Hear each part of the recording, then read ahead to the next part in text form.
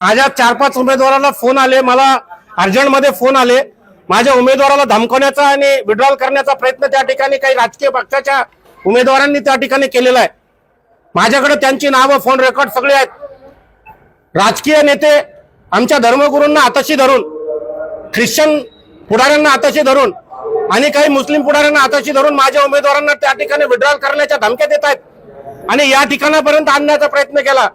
मी सकाळपासून माझे 3 उमेदवार सुरक्षित ठिकाणी त्यांच्या तावडीतून उचलून नेलेले आहेत आणि माझ्या उमेदवाराला धमक्या देणाऱ्यांना मी त्या ठिकाणी आवाहन करतो की हा पक्ष आदरणीय नेते बाळासाहेब आंबेडकरांचा पक्ष आहे, हा घटनेला मानणारा पक्ष आहे।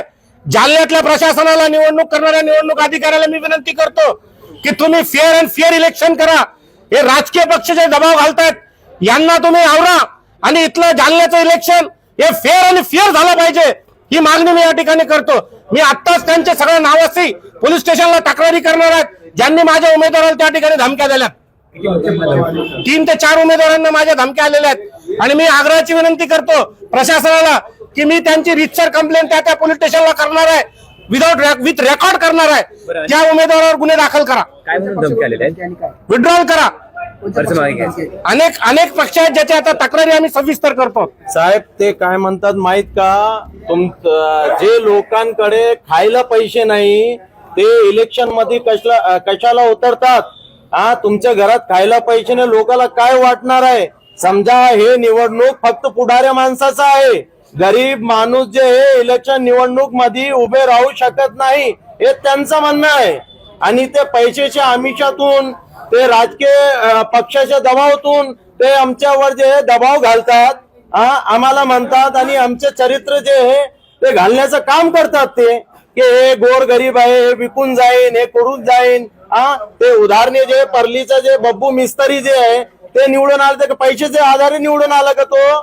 काय सर्वसामान्य माणसाला उभं राहण्याचा अधिकार हक्क नाही का? हे संविधानने, हे घटनाने आम्हाला अधिकार दिला नाही का?